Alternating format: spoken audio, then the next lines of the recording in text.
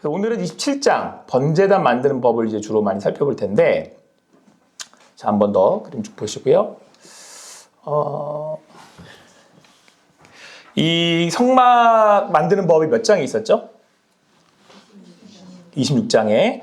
그래서 성막을 이렇게 보면 이런 모양으로 생겼다. 그래서 이제 크게 뜰과 성소와 지성도로 나누어진다. 이렇게 말씀드렸습니다. 근데 이때 이제 뜰을 이루게 되는 이 펜스, 이 벽이죠. 저 세마포로 만들었는데 저기 하나님의 의를 나타나기 때문에 사실은 죄인은 하나님 앞에 나아갈 수 없다. 그래서 요곳 한 곳으로만 들어갈 수 있다라고 말씀드렸어요. 이렇게 펜스가 쳐 있고 어디로만 들어갈 수 있다 그랬죠? 회막 문으로만 들어갈 수 있다라고 말씀드렸습니다. 이 회막 문이 저 그림들, 이 색깔이 상징하는 게 결국은 예수 그리스도시다라는 것을 우리가 함께 이제 살펴봤습니다. 의미 있는 거는 하나님께서 이제 25장에서 이제 그 거할 성소를 만들어라, 나를 위해서 내가 거할 성소를 지어라라고 말씀을 하시고, 이제 그 모양대로 장막을 짓고 기후들도 그 모양대로 짓게 되는데, 그러면서 이제 언약궤도 만들고 이제 성막을 만들게 되는데, 성막의 이름이 이제 세 개가 이제 보통 성경에서 불린다 그랬어요. 하나는 성막, 성소, 하나님이 거하시는 곳이라는 뜻이고, 또 하나는 장막, 어떻게 하는 거랬죠? 이동하는 거, 텐트. 그래서 하나님이 우리와 함께 하신다라는 의미를 가졌고, 회막은 내가 너희와 만난다라는 의미에서 회막이 제일 많이 쓰인다고 제가 말씀을 드렸어요. 우리는 보통 성소라고 알고 있지만 사실 이 성소의 용도는 가장 많은 그 의미는, 가장 그 첫 번째 의미는 회막이다, 만나는 곳이다라고 말씀드렸습니다. 그래서 이 회막 문을 지나갈 때 뭘 가지고 들어가야 된다 그랬죠? 재물을 가지고 들어가야 된다고 말씀드렸고, 이건 이제 각자의 그 경제적인 여건과 상황에 따라서 비둘기를 준비할 수도 있고, 양을 준비할 수도 있고, 또 소를 준비할 수도 있고, 네. 그렇죠. 여러분들 뭐 준비했다 그랬죠? 권사님, 네, 비둘기, 여전히 비둘기, 네, 소 준비했다가 큰일 나죠, 여기. 잘못 준비했다가는 그냥 멱 따야 되는데, 그래서 이제 이 회막문을 지나서 이제 첫 번째 내가 준비한 재물들을 가지고 와서 제사장들한테 이 재물에 대한 상태를 점검을 받습니다. 뭐가 있나 없나를 보는 거예요. 흠이 있나 없나를 보는 거예요. 흠이 없어야 돼요. 그래야지 재물로 쓰일 수 있습니다. 그래서 여러분, 우리가 예수님을 얘기할 때 흠 없는 어린 양 이렇게 말씀한단 말이죠. 왜냐? 뭐 때문에 그러냐? 여기 뭐 이 그림에도 나왔습니다만은 이 재물을 준비한 사람이 뭘 하죠? 안수를 하죠. 그래서 이 안수한 이 재물에 나의 죄가 어떻게 된다고요? 전가된다. 그래서 이 재물은 뭐가 없어야 되는 거예요? 흠이 없어야 되는 거죠. 그래서 이 재물이 나의 죄를 대신 짊어지고 죽는 거예요. 그리고 반대로 이 재물이 갖고 있는 정결함, 의가 다시 나한테 되전가가 되는 거죠. 그래서 우리의 어린 양 대신 예수 그리스도가 흠없는 인간으로 오셔야 되는 이유이고, 이후에도 또 제가 설명드리겠지만 왜 예수님이어야 되느냐를 성막은 제사는 우리에게 명확하게 보여주고 있다라고 제가 말씀드렸습니다. 그리고 제가 또 굉장히 중요한 한 가지 사실을 알려드렸는데, 그러면 우리는 안수를 하지 않잖아요. 네? 그래서 농담으로 제가 여러분들에게 안수하면 제 모든 더러운 걸 다 여러분들한테 이렇게 그래서 제가 농담했는데, 저희는 사실 안수하지 않잖아요. 그래서 그 안수를 하지 않지만 어떻게 우리가 예수님에게 우리의 죄를 전가하느냐? 어떻게? 믿음으로 된다. 제가 말씀드렸습니다. 그래서 우리의 믿음으로 우리의 죄를 예수님께 어떻게 하는 거예요? 전가시키는 거예요. 그래서 나의 죄를 지으시고 이제 예수님께서 십자가에 달려 죽으신 거죠. 어린 양처럼. 자, 근데 이때 이 안수를 이 재물을 잡을 때 이 재물을 잡는 방법이 뭐라고 제가 말씀드렸냐면, 그래서 안수할 때만 안수하면 그게 대신 죽음으로 속죄가 되는 거죠. 자, 근데 그 이유가 반드시 이 재물은 어떻게 잡아야 된다 그랬죠? 피를 흘려야 되는데 그 도살이라고 말씀드렸어요. 도살. 그러니까 도살이 피를 흘리는 이제 죽이는 방법이거든요. 반드시 도살해야 돼요. 왜냐? 히브리서 말씀에 나오죠. 같이 읽겠습니다. 시작.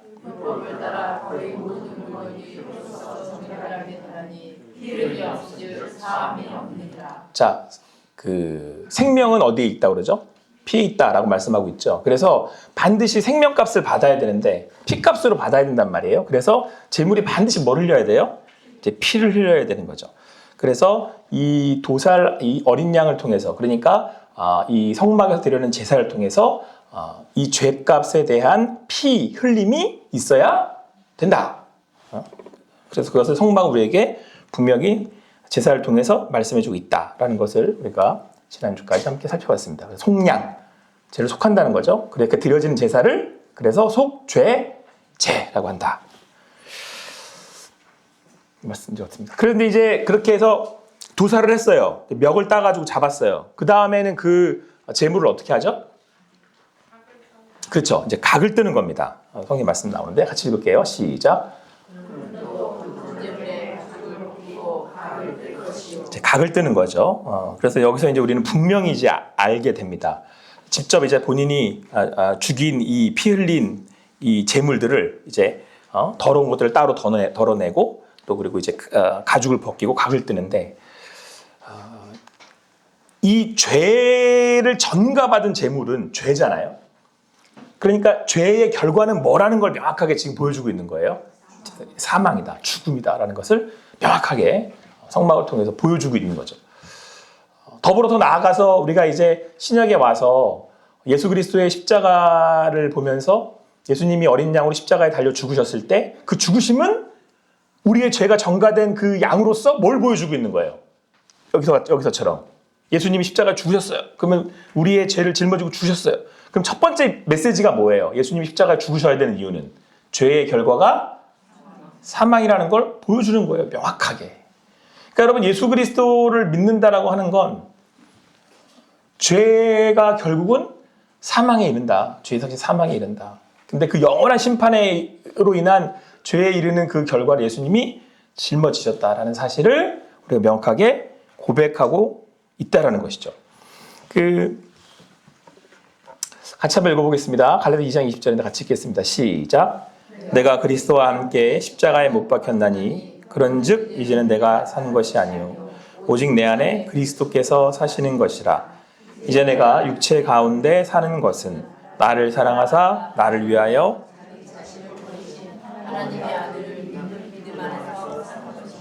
아멘. 이 말씀도 차후에 이제 여러분들 리바이벌 같이 이렇게 그 말씀 장제목 외워가다가 이것도 여기 암순구절에 들어가는 되게 중요한 말씀인데요.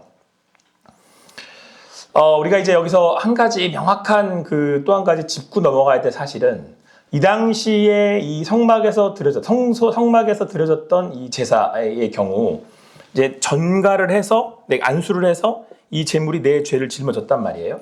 근데 이때 이 사람들이 뭐라고 고백하냐면, 그리고 뭐라고 이제 이 제물을 드리는 사람이 이제 고백하게 되냐면, 지금 이 제물이 누구 대신 죽는 거예요? 나 대신 죽는다는 사실을 고백을 하고 있는 거죠. 그러니까 원래는 내가 이렇게 죽어야 된다는 사실이에요. 그걸 이제 갈라디아서 2장 2절에 해설을 하는 거예요. 어떻게 말씀하고 있냐면, 내가 그리스도와 함께 십자가에 못 박혔다.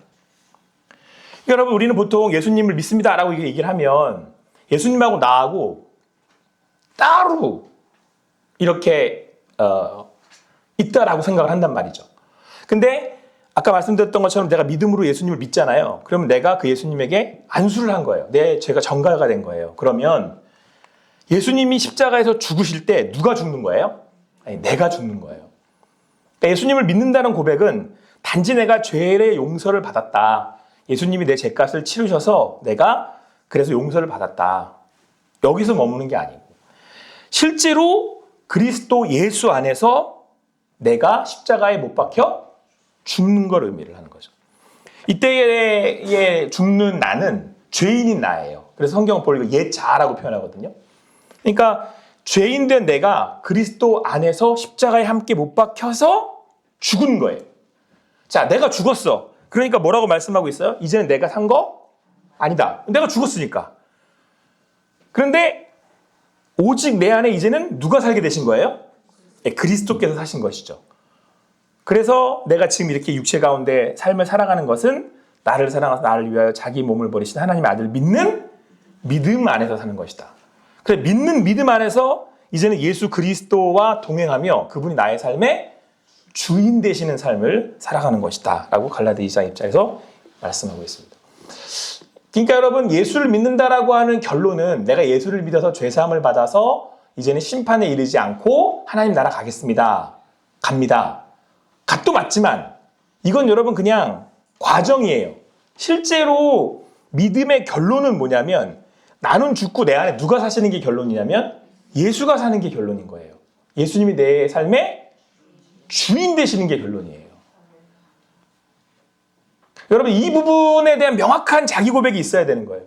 그러니까 제가 이제 그 세례가 이제 진행이 될 때 이제 세례식을 하는 분들의 제가 이렇게 문답, 세례 문답을 하지 않습니까?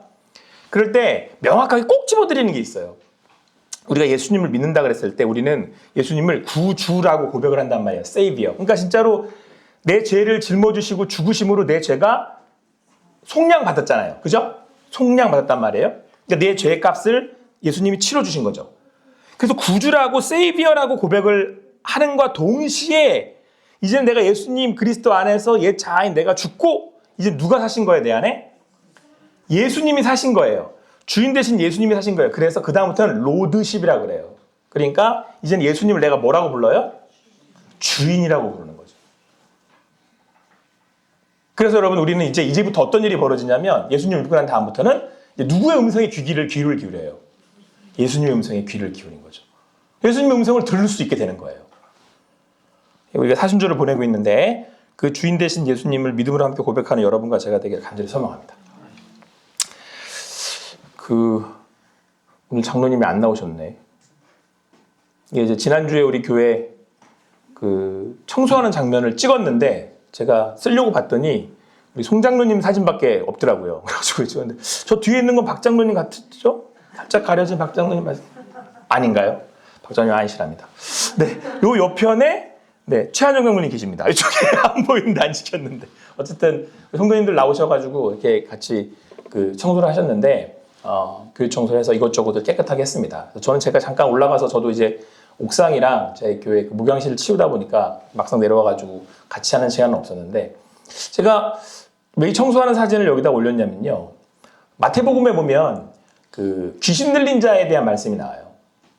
근데 이제 귀신 들렸던 자가 귀신이 이제 나가고 난 다음에 예수님이 경고를 하시는데 뭐라고 경고를 하시냐면 이제 더 주의를 해야 된다고 말씀을 하시는 거예요. 이유가 뭐냐면 그 귀신이 나갔다가 다시 머물 곳을 막 찾다가 못 찾아가지고 다른 귀신들을 다 데리고 다시 원래 집으로 돌아와서 옛날보다 더 어려운 상황이 된다라고 말씀을 하시는 거예요.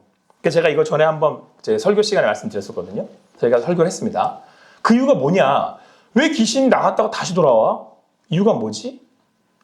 첫 번째 귀신이 나갈 때 뭐라고 예수님이 말씀하시냐면 귀신이 이 집에 있어요. 머물러요. 어떤 사람에게 머무르고 있어요. 나가게 하는 방법은 이 귀신보다 더 센 사람이 있어야 되는 거죠. 그래야지 귀신이 나가잖아요.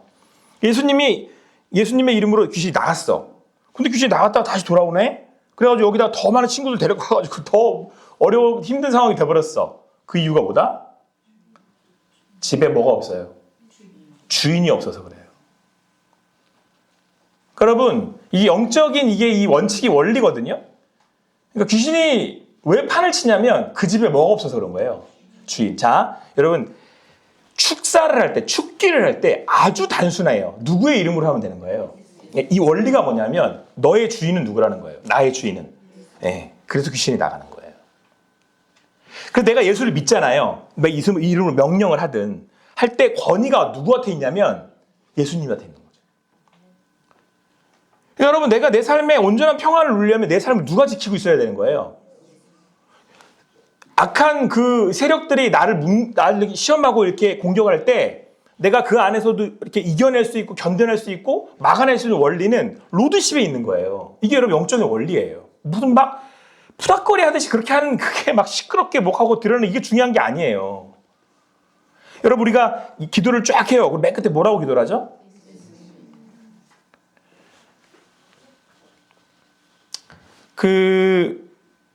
여러분들 우리가 순종이 왜 그렇게 중요하냐면요. 순종은 이 집의 주인이 누구라는 걸 보여주는 거예요. 네, 그렇죠. 그래서 순종이 뭐보다 나아요? 제사보다 나은 거예요. 제사로는 귀신이 나가요, 못 나가요? 못 나가요. 그 대표적인 인물이 있어요. 둘에게를 비교해 줬던 건. 사울하고 다윗 둘 다 뭘 늘 지냈어요. 제사는 늘 지냈어. 그죠? 근데 사울의 제사는 능력이 없어요. 왜? 사울은 뭐 하는 제사가 뭐가 없는 제사였어요. 순종이 없는 제사예요. 그래서 유명한 말씀을 사울에게 사무엘이 하잖아요. 뭐보다 뭐가 낫다고요? 제사보다 순종이 낫다. 무슨 말씀인지 아시겠어요? 여러분, 이 성막의 이 제사의 가장 중요한 포인트는 뭐냐면 누가 죽고 내가 죽고 누가 사는 거에 있어요. 예수가 사는 거에 있는 거예요. 여러분, 여기에 영적인 원래 기본 베이스가 다 있어요. 뭐 이상한 시끄럽게 소리 질러대고 뭐 하고 이거 아무것도 소용없어요. 로드십이 모든 영적의 근원 뿌리예요. 여기에 능력이 있는 거예요. 예수님이 내 삶에 뭐가 되시는 거예요? 주인 되시는 거. 여기에 진정한 평안이 있죠. 왜요? 그분이 다스리시니까. 하나님의 나라는 누가 다스리는 거예요? 하나님이 다스리는 거죠. 여러분, 누가 다스리면 가장 평안하겠어요? 아니, 하나님이 다스리면 가장 평안한 거죠. 우리의 가정을 누가 다스리면 가장 편하겠어요? 자, 여러분, 여기 제가 또 한 가지 제가 팁을 알려드릴게요. 여러분들이 이 가정의 평안이 어디서 오는지, 어떻게 오는지 그냥 여러분들 다 판단하실 수 있어요. 집에 딱 가면 이제 뭐 누구 있을 거 아니에요. 그럼 그 집을 잡고 있는 사람이 있거든요. 무슨 말씀 제가 이해되시겠어요? 보면 제가 알아요. 가면 이 집을 잡고 있는 사람이 있어요. 근데 이걸 제일 잘하는 게 누군지 아십니까? 강아지가 제일 잘한대요.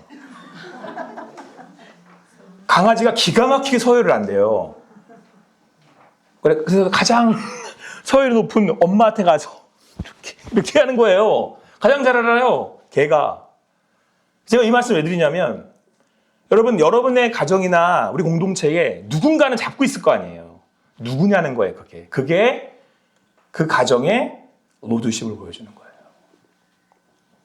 우리 가정에 하나님이 주인이신 건 그 모든, 그리고 거기에 있는 가장 높은 리더십이 누구에게 머리를 조아리는 거예요? 하나님께.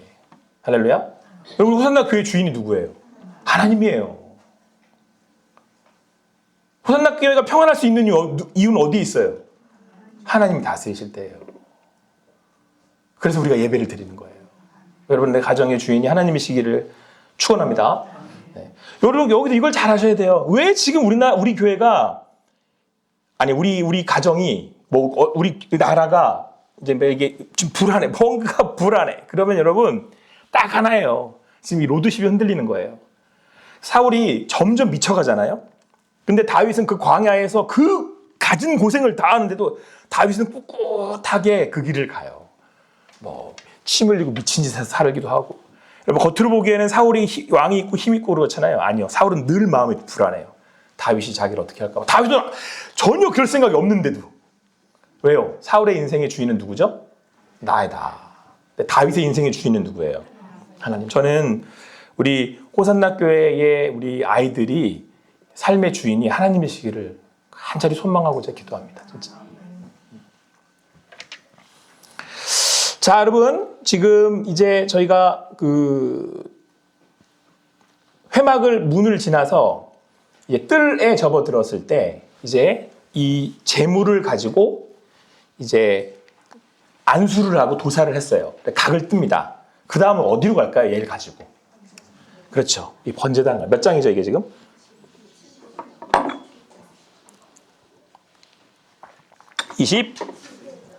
27장. 그래서 오늘은 번제단을 이제 살펴보려고 합니다. 아까 말씀드렸던 각든 그 제물들을 가지고 이제 여기 올리죠. 지금 이제 단의 이제 그 모습이고요. 여기에 대한 내용들을 살펴보려고 하는데, 그 제물의 사지를 잘라서 번제단 위에 놓고 태워드리죠. 이때 이 제단은 제물이 완전히 죽어서 사라지는 곳이 됩니다. 그렇죠? 다 태워드리는 거잖아요. 그러니까 지금까지의 도살, 이 준비 과정은 전부 다 번제단을 위한, 이 번제단에서의 죽음을 위한 것이었죠. 그러니까 여기서 말하는, 근데 여러분, 제단이라고 하는 원어의 의미가 중요해요. 뭐냐면 이 제단이라고 하는 이 원어의 의미가 들다라는 뜻이에요. 들다, 이렇게 들다, 높이 들다. 그러니까 재물을 들다 이라는 표현이에요. 그러니까 재물이 여기 위에 들리는 거예요. 민수기 21장에 보면 무슨 사건이 나오냐면 이제 불뱀에 물린 이스라엘 사람들이 모세가 그 든 놋뱀을 높이 들린 걸 보고 살거든요. 이때 뱀이 뭘 의미하는 거냐면 왜 뱀을 들었을까? 뱀은 여러분 아담과 하와를 유혹한 사단이잖아요. 그러니까 그 유혹받은 사람이 뭐예요? 결국은 뱀의 성경에서 뱀의 새끼들이라고 그러잖아요. 그래서 그 독사의 자식들아 그렇죠. 그러니까 죄인된 내가 그 들림을 받아야 된다는 얘기예요. 그렇죠? 그러니까 죽어줘야 된다는 거죠. 이 재물처럼. 그렇죠? 이 재물이 여기 지금 번제단에 들려서 죽는 것처럼. 그런데 아주 유명한 말씀이 어디서 나오냐면 여기서 나와요. 같이 읽어볼게요. 시작.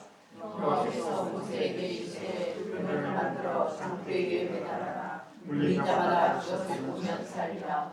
모세가 놋뱀을 만들어 장대에 가니 뱀에게 물린 자가 놋뱀을 쳐다보지 모두 살더라. 자, 보면 살고 물린 자가 놋뱀을 쳐다본즉 살더라 이렇게 말씀하고 있죠. 그래서 보통 이 말씀을 가지고 우리가 그 질문 던질 때 보면 산다 였어요. 보면 산다. 안 보면 죽는 거죠. 안 본 사람 있을까요? 있겠죠. 봐야 사는 거예요. 같이 읽습니다. 시작. 모세가 광야에서 뱀을 든 것 같이 인자도 들려야 하리니. 그래서 예수님이 이 말씀 하신 거예요. 그래서 광야에서 괜히 놋뱀 들린 거 아니야. 근데 그때에 이 번제단의 이 제단의 원어의 의미가 들다예요. 그러니까 제물이 들려야 되는 거예요. 저 번제단에서. 그래서 예수님이 본인이 들려야 되는데 이때 쓸 때 뭐라고 단어를 쓰셨냐면 인자예요. 인자는 뜻이 뭐죠? 사람의 아들. 인간이 거기에 달려야 되는 거죠. 죄인된 인간. 인간이 거기에서 달려야 된다는 얘기죠. 그래서 예수님이 모세가 광야에서 뱀을 든 것 같이, 즉 그 광야의 성막에 번제단에 그 제물이 올려진 것 같이 예수님이 십자가에 올려지셔야 된다, 들려야 된다는 얘기를 하신 거죠. 그러면 그렇다면 그런 그 의미에서 보면 산다는 건 예수를 어떻게 하면 산다는 거예요? 보고 믿으면. 물론 십자가에 달린 예수님을 보면, 그 얘기는 우리가 예수님을 믿으면 산다는 거예요. 그래서 여러분 이렇게 이어지는 거예요, 말씀이. 이 유명한 말씀이 여기와서 이렇게 이어져요. 참 밑에 읽고 읽어볼게요. 시작. 이는 하나님이 세상을 이처럼 사랑하사 독생자를 주셨으니 이는 그를 믿는 자마다 멸망하지 않고 영생을 얻게 하려 하시니라. 아멘. 여러분 이 말씀은 여기서 이어지는 거예요.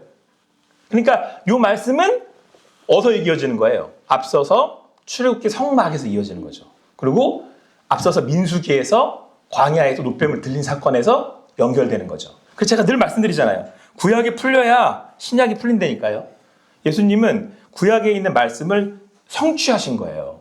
그러니까 성막을 통해서 피의 언약의 제사를 예수님이 십자가에서 성취해내신 거예요. 근데 여기서 아주 중요한 사실 두 가지를 우리가 깨닫게 되는데, 한 가지는 일단은 사람이 들려야 돼요. 사람이 저 번제단 위에 올라가죠. 왜? 내가 죄인이니까. 근데 문제는 저 위에 올라가는 죄물, 있는 재물은 뭐가 없어야 되는 거죠? 흠이 없어야지 죄를 짊어질 거 아니에요. 그래서 반드시 하나님이 와야 되는 거예요. 완전 정결하신 분은 누구만 정결할 수 있어요. 인간은 누구도 정결할 수 없어요. 누구만 정결할 수 있어요? 하나님만. 그래서 하나님이 뭐가 되셔야 되는 거예요? 사람이 되셔야 되는 거죠. 그래서 오직 누구여야만 되는 거예요? 오직 예수 그리스도만 되는 거예요. 그래서 기독교가 길이고 진리고 생명인 거예요.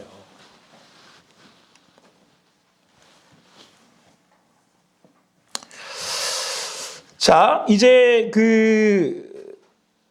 예수님께서 이때 제단 위에 제물이 올려지듯 산하신 예수님이 십자가에 들리셔서 죽으심을 우리가 이제 생명을 얻게 되는데, 예수님은 이때 이제 인간으로서 죄를 짊어지신 거잖아요. 죄 없으신 하나님으로서 사람을 대표해서 두 번째 아담이 되신 거죠. 첫 번째 아담으로 인하여서 우리가 죄인 되었다면, 그래서 예수님을 두 번째 아담이라고 불러요. 두 번째 아담 예수로 인하여서 우리가 구원을 얻게 되는 거죠.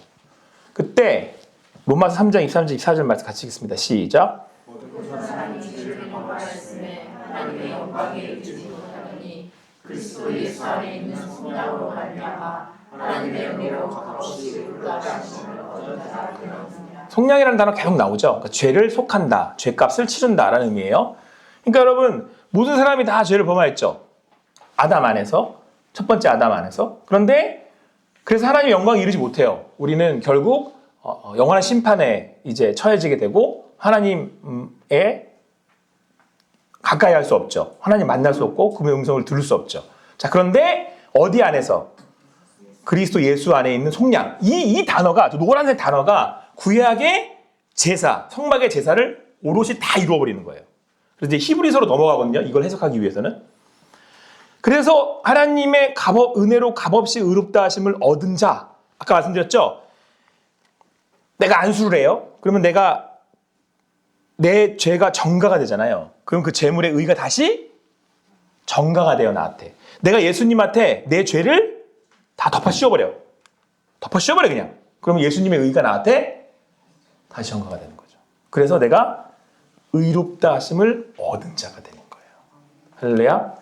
예, 그래서 우리 예수 그리스도, 이걸 그래서 뭐라고 얘기하냐면, 칭의라 그래요. 의롭다 하심을 칭해 주신 거예요. 너 이제 의롭다? 이렇게. 여러분, 이거 되게 중요해요. 하나님이 의롭다라고 칭하신 거예요. 이게 너무 중요해요. 제가 왜 중요한지 좀 이따 설명드릴게요. 자, 그래서 우리가 이 말씀을 감격스럽게 읽을 수 있는 겁니다. 보이세요? 네, 같이 읽어보겠습니다. 시작.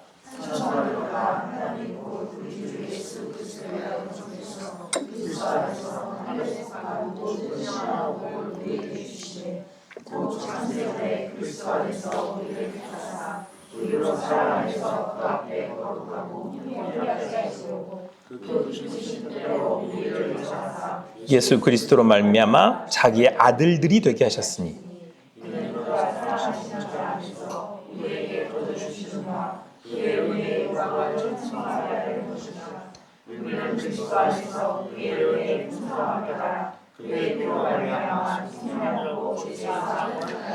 여러분, 구약의 성막을 이렇게 특별히 이제 창세기의 출애굽기 쭉 배워가면서 이 에베소서나 뭐 갈라디아서나 히브리서의 용어들이 이제 쏙쏙 들어와요. 앞에 대한 구약이 풀리면 뒤에 가는 신약은 자연스럽게 풀려요. 그러니까 여러분, 구약을 받침하지 않는 신약은 사실 이렇게 온전하게 이렇게 이해되기 어려워요. 그러니까 여러분, 벌써 3절부터 그냥 쭉 자연스럽게 쭉 일리잖아요. 아, 우리가 이렇게 속량을 이뤘구나. 그리스도 예수 안에서. 이렇게 우리가 그리스도께서 드리신 온전한 제사로 인하여서 우리가 죄사함을 받고 속량을 얻었다. 그래서 여러분, 근데 제가 여기서 5절 말씀을 제가 보려고 그러거든요. 같이 읽겠습니다. 빨간색 글자인데 같이 읽을게요. 시작.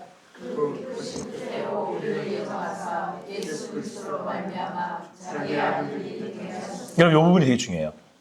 자, 예수 그리스도 안에서 우리가 속량을 입었어요.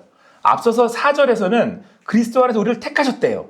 택하시고 우리를 택하신 족속으로 부르시고 왕같은 제사장 삼으시고 거룩한 나라가 되게 하셔서 우리의 소유된 백성이야 너는, 이렇게 하셨다는 거예요. 그래서 우리도 사랑 안에서 그 앞에 거룩하고 흠이 없게 하셨죠, 아까. 근데 흠이 없게 하셔서 결론적으로 어떻게 되느냐, 그분의 뜻대로 예정하사 그리스도로 인하여서 하나님의 뭐가 되게 하셨대요. 여기 섭섭하게 또 딸들 아니라고 또 아들, 딸들, 자녀 되게 하셨다라는 얘기예요.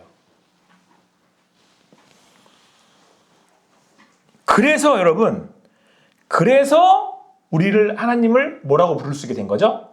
아버지라고 부를 수 있는 거예요. 지난주에는 제가 성진이를 데리고 햄버거를 한번 먹으러 왔었는데 이 포즈밖에 저는 안 나와요. 늘 제 사진은 이렇게 찍어서 이렇게 포즈밖에 나오니까 장소만 바뀌는 거예요. 학교가 끝나고 왔는데 배고프다고 왔어요. 저녁에 이제 퇴근할 때쯤에 아빠 배고파요. 그리고 목양실 문을 팍 열고 들어왔어요. 그러면 그래서 뭐 먹고 싶은데 뭐 햄버거 먹고 싶대요. 데려가서 또 햄버거를 먹었어요. 저녁에. 근데 여러분,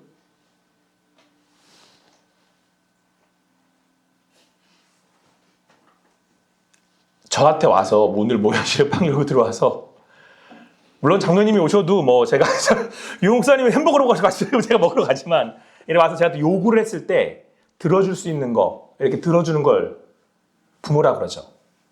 아버지라 그러잖아요. 지금 저희가 하나님의 예수 그리스도 안에서 속량함을 얻어서 우리가 하나님의 자녀가 됐어요. 자녀가 됐다는 얘기는, 같이 읽겠습니다. 시작.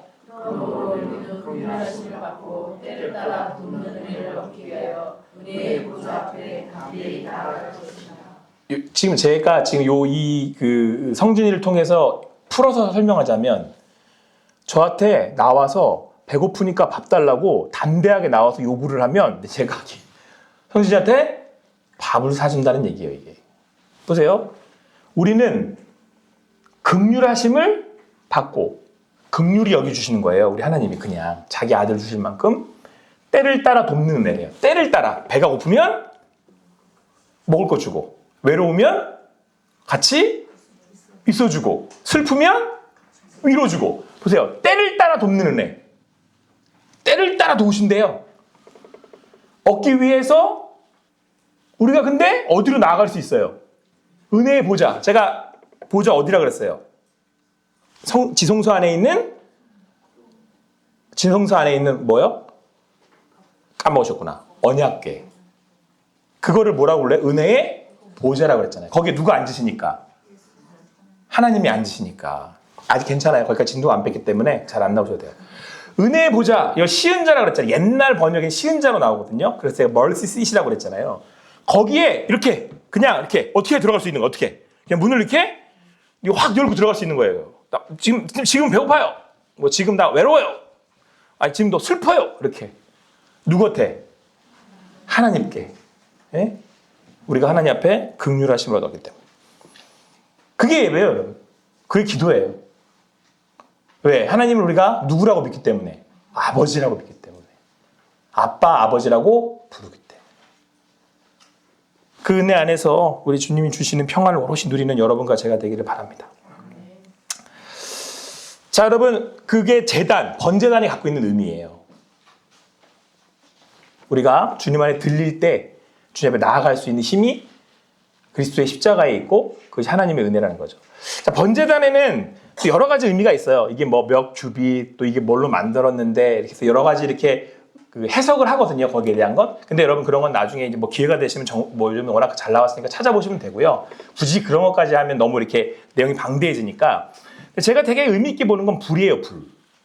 번제는 태워서 드리는 거잖아요. 그러니까 불은 말 그대로 여러분 우리가 대속한다고 했을 때 이 번제단의 불을 통해서 이 죄된 것들을 다 어떻게 하신 거예요? 다 태우는 거잖아요. 그러니까 결국은 불은 죄에 대한 뭐예요? 이게 죄야. 죄를 지은 죄물이야. 불로 확 태워버려요. 그러면 이 죄에 대한 뭐예요? 불은? 죄에 대한 심판이죠. 불은. 불로서 심판하시는 거예요. 태워서 다 그냥 없애버리시는 거예요. 그러니까 여러분 예수님이 우리의 죄를 짊어지고 십자가에 지셨을 때 번제단으로 말한다면 그 십자가에다가 하나님이 뭘 댕기신 거예요 지금? 불을 댕기신 거예요. 그게 십자가의 고통이에요. 그래서 완전히 태워 사라지도록 대가를 지불하게 하신 것이 십자가예요. 그래서 여러분 그때 불이 재물을 남김없이 사르고 이게 올라갈 때 하나님께서 그거를 뭐 하신다 그래요? 흠양하신다고 표현하잖아요. 모든 것이 다 타버리는, 죄가 타는. 그러니까 예수 그리스도의 십자가가 우리 하나님 앞에 왜 그렇게 기쁨이 되냐면 누구의 죄가 사라지는 거예요. 여러분 내 죄가 사라지기 때문에 하나님이 기뻐하시는 거예요. 자기 아들을 제물로 드리는데. 이게 여러분 엄청난 역설이에요. 아니 자기 아들이 죽는데 여러분 되게 웃기지 않아요? 여러분 성경에 보면 흠양하신다고 나와요. 하나님이. 여러분 여기 약간 충격적이지 않으세요? 자기 아들이 태워서 죽는데 근데 그걸 흠양해 받으신대. 이유는 뭐냐면 누가 사니까? 여러분 이게 십자가의 믿음이에요. 믿어지세요? 이거 너무 중요한 거예요. 이게 안 믿기니까 여러분 안 믿기니까 뭐라고 표현해야 될까요? 안 믿기니까 안타깝네요, 진짜. 이런 질문을 하는 거야. 진짜? 에이, 설마 하나님이 그 정도로? 에이. 그럼 예수님 안 믿는 거예요, 그거. 맞잖아요. 예수가 지금 다 죽는 거예요. 완전히 다. 왜? 내 죄를 여기다가 전가시켰으니까. 근데 예수님이 그걸 흠양하신다는 거예요. 와, 기쁘다, 야. 아니, 자기 아들을 여기다 십자가에 태워 죽이는데 뭐가 좋다고? 누가 사니까? 그걸 믿는 거잖아요. 예수님을 믿는다는 거. 내가 사는구나. 그 기쁨이 나한테 있는 거잖아요. 그게 있어야 내가 은혜의 보좌로 어떻게 나아갈 수 있는 거예요? 담대히 나아갈 수 있는 거예요. 우리 아버지니까. 같이 읽겠습니다. 시작. 제사장의 불은 항상 피워 꺼지지 않게 할지니 제사장은 아침마다 나무를 그 위에 썰고 번제물을 그 위에 버려놓고 한목제의 기름을 그 위에서 불살이 주며 불은 끊임없이 제단 위에 피워 꺼지지 않게 할지니라. 이제 그 불은 꺼지지 않게 하면 안 됩니다. 그래서 제사장들은 그 제단 위에 불이 꺼지지 않도록 늘 이렇게 그 불 관리를 했었어야 돼요. 이때 레위기 이제 6장 12절에서 13절 말씀에 보면 함께 읽은 말씀처럼 제단 위에 이제 꺼지지 않도록 불이 꺼지지 않도록 말씀하셨고, 이 불이 어디서 나오냐면 레위기 9장 24절에 가면 하나님이 직접 점화시켜 주셨어요. 그래서 이 거룩한 불을 제사장들이 매일 관리하고 영구적으로 보존하게 하신 거예요. 그러니까 그 불은 누구로부터 온 거예요? 하나님으로부터 온 불이어야 돼요. 근데 이 불을 안 쓰고 다른 불을 쓴 사람이 나답과 아비후예요. 그래가지고 다른 불을 썼다고 해서, 제단의 불이 아닌 임의의 불을 썼다고 해서 그 불로 향료에 대해 그 향료도 피우거든요. 향도, 분향단도. 근데 그 불을 씌웠다고 해서 하나님 앞에서 불이 나와서 그들을 다 삼켜버리는 사건이 레위기 10장 이후에 이제 나오게 돼요. 그러니까 여러분, 다른 불에 대한 그 경고하심이거든요. 근데 다른 불에 대한 경고하심이 왜 구약에 나오냐면, 한 불만 돼요. 이 불만 돼요. 이 불만 돼요. 이 불만. 이 불이 뭐예요? 번제단의 불이잖아요. 그 번제단은 누구를 얘기하고 있는 거죠, 지금? 예수 그리스도예요. 제가 말씀드렸잖아요. 왜 예수만 되냐고. 예수님만이 온전히 여러분과 저의 죄를 대신 지실 수 있는 흠없는 어린 양 예수 그리스도시기 때문에 그래요. 그래서 한 불로만 되는 거예요. 그 불로만. 예수를 태울 수 있는 성막의 불로만. 그 번제단의 불로만. 여러분 지금 여기 보면 이게 그 성막의 정경이죠. 뜰과 성소와 지성소로 나아가잖아요. 여러분 번제단이 저기 중앙에 딱 있는 이유예요. 여기에 들어와서 저기를 지나야만 어디를 향해 갈 수 있어요? 성소와 지성소로 갈 수 있어요. 번제단을 지나야 돼요. 피의 제사를 드려야 지나갈 수 있어요. 십자가를 지나야만 하나님께 나아갈 수 있는 거예요. 우리가 피의 언약으로 피의 제사로 내 죄가 속량돼야만 내가 정결하게 되어서 하나님의 자녀가 되어 담대하게 어디로 나아갈 수 있는 거예요? 네, 이걸 히브리서가 해석을 한 거예요. 근데 여러분 이거는 그냥 내가 그래 나갈 수 있다 이제 여기 번제단에 제물 드렸으니까 그게 아니고요. 내 죄가 하나님의 긍휼하심으로 속량을 받았어요. 오롯이 흠없는 어린 양 예수 그리스도로 인하여서 내가 속량을 받았어요. 그래서 그것이 효과가 있는 게 아니라 그렇게 돼서 그것이 효과가 돼서 그렇게 돼서 내가 뭐가 됐기 때문에 나갈 수 있는 거예요. 하나님의 자녀가 됐기 때문에 나갈 수 있는 거예요.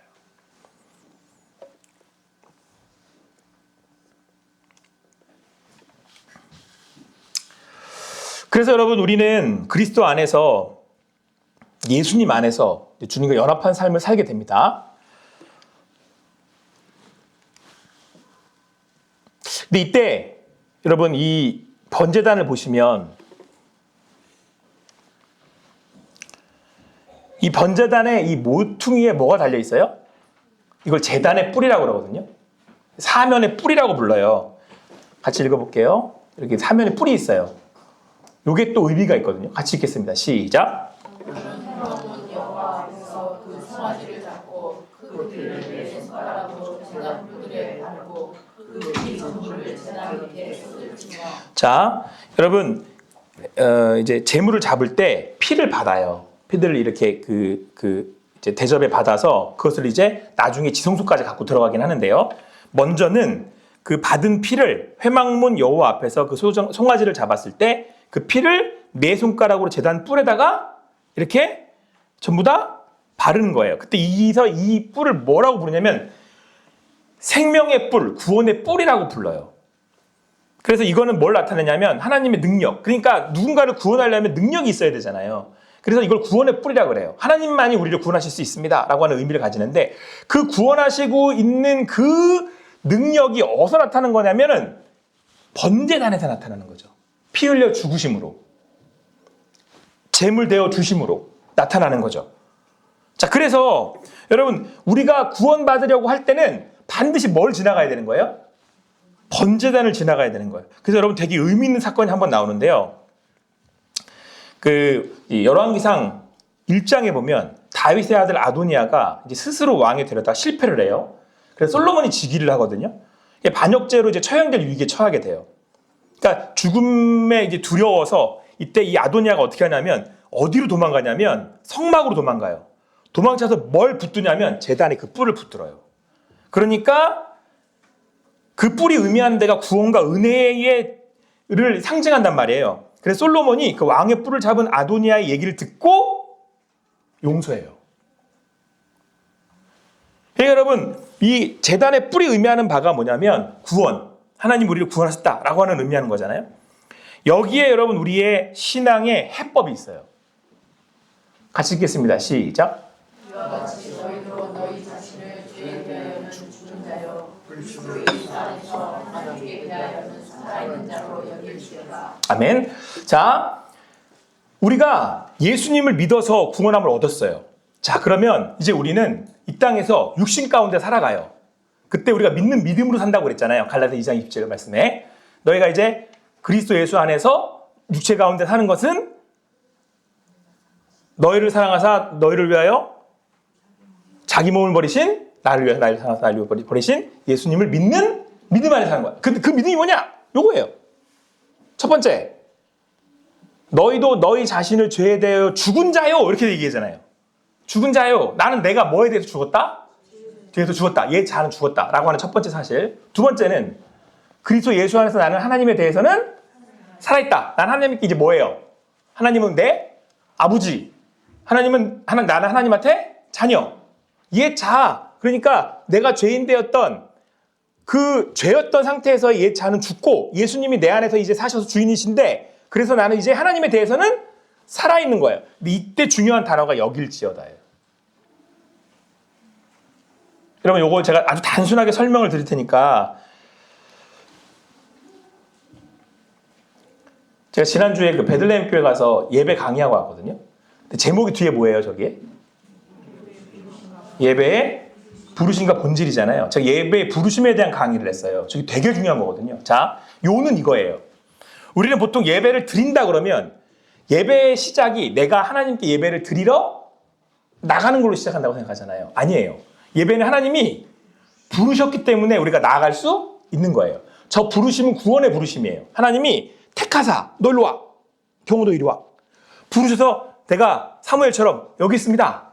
이러고 나가는 거예요. 그래서 부르심이거든요. 그러니까 보세요. 지금 여길지어다 그랬잖아요. 다시.